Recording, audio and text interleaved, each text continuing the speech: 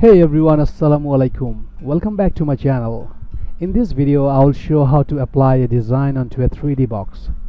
But before that, if you are new to my channel, please don't forget to subscribe to my channel and hit the like button. Alright, let's get to the work. At first, select the rectangular marquee tool and select the image. And now press Ctrl plus X to cut the image. Now click this eye icon to make this layer invisible, as we don't need this layer anymore. Now select the box layer and create a new layer. Go to Filter and click the Vanishing Point. Here, create a plane according to the box size. Hold Ctrl and drag to cover the top. Adjust the corners.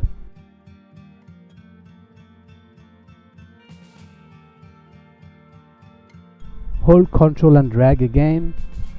Okay, it looks pretty good. Now press Ctrl plus V to paste the image. Drag it onto the plane. Press Ctrl plus T to resize and adjust. Click OK. We can see the design is on the box now. Now change the blend mode to multiply. And now if I zoom in, I can see the design goes outside the box. To fix this, select the box layer and make a copy.